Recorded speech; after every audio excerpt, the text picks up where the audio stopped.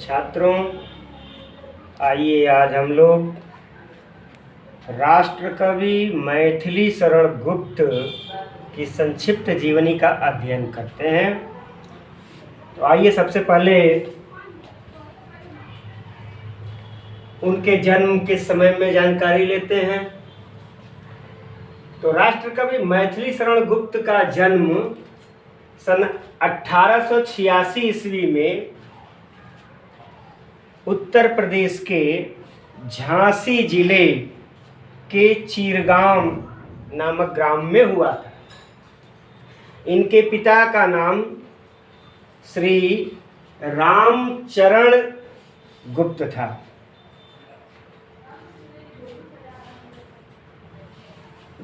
महाकवि मैथिली शरण गुप्त बचपन से ही काव्य कला की तरफ प्रेरित थे। कहा जाता है कि बचपन में ही इन्होंने अपने पिता की कॉपी में एक छप्पय लिखा था, जिसे पढ़ करके इनके पिताजी ने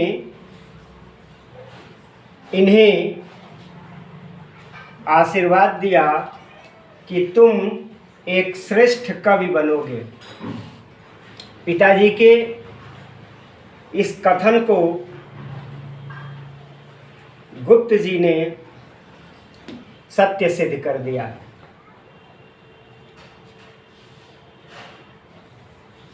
गुप्त जी की रचनाएं ज्यादातर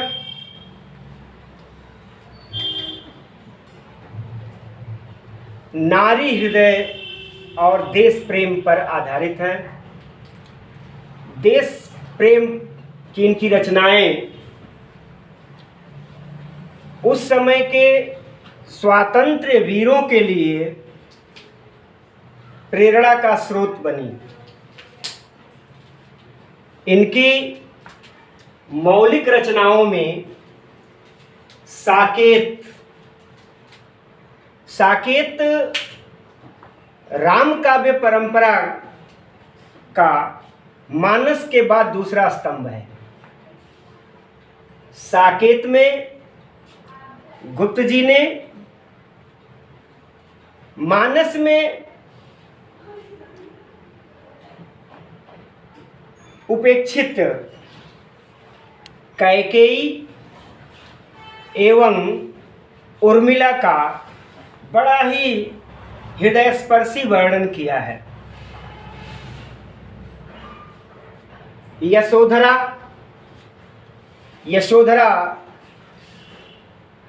काव्य में इन्होंने महात्मा गौतम बुद्ध की पत्नी यशोधरा का सुंदर चरित्रांकन किया है। भारत भारती देश प्रेम एवं राष्ट्रीयता से ओतप्रोत रचनाओं का संग्रह है। इनकी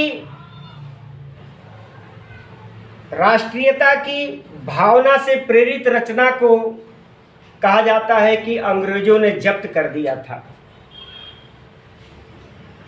भारत भारती में इन्होंने लिखा है, जो भरा नहीं है भावों से, बहती जिसमें रसधार नहीं, वह हृदय नहीं, वह पत्थर है जिसमें स्वदेश का प्यार नहीं। द्वापर रचना में भी इन्होंने द्वापर युग में नारियों की व्यथा का वर्णन किया है। नहुस पौराणिक काव्य रचना है। रंग में भंग जयद्रथ प्रबंधात्मक रचना है।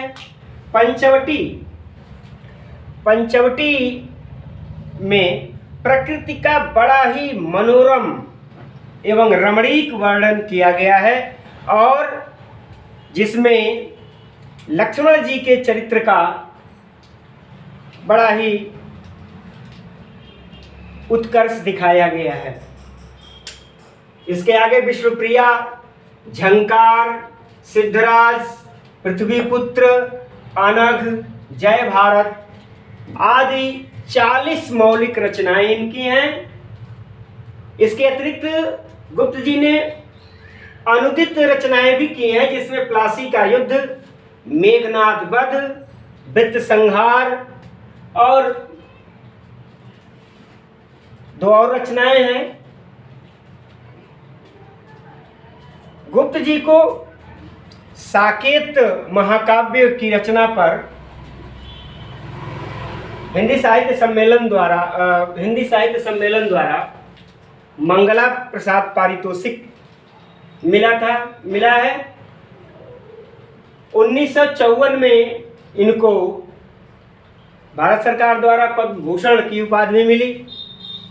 भारत भारती रचना पर इन्हें राष्ट्र कवि का पद मिला। ये पूर्णतः गांधीवादी, गांधी दर्शन से प्रभावित कवि रहे। कई बार स्वतंत्रता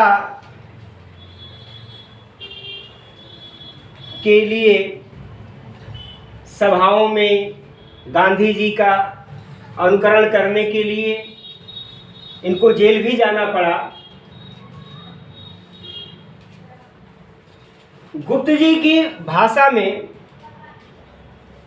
संस्कृत और तत्सम शब्दावली का उत्कृष्ट प्रयोग मिलता है। इनकी भाषा पूर्णतः खड़ी बोली है। मुहावरे तथा लोकोक्तियों का बड़ा ही खुलकर इन्होंने प्रयोग किया है। इनकी शैली उपदेशात्मक, विवरणात्मक, प्रबंधात्मक, मुक्तक एवं नाट्य शैली है।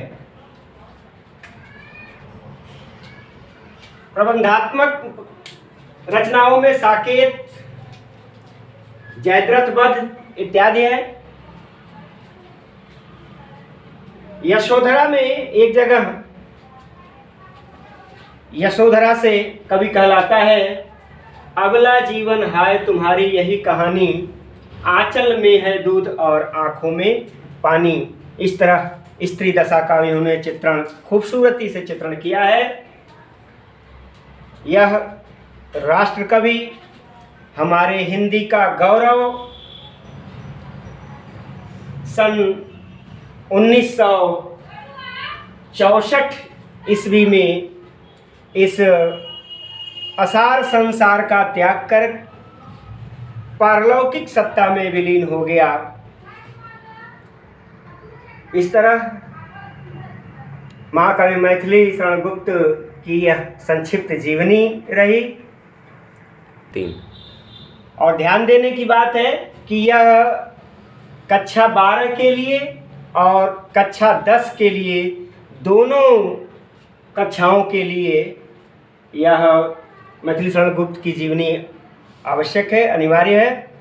तो सब लोग इसका अध्ययन करें और जिस किसी को भी कुछ पूछना हो कमेंट सेक्शन में पूछें। फिर मैं दोबारा कहना चाहता हूँ कि हमारे चैनल को सब्सक्राइब करें, ताकि जब भी हम वीडियो तैयार करें YouTube पर नोटिफिकेशन आपके मिलता जाए और उसका लाभ आप उठाएं। धन्यवाद।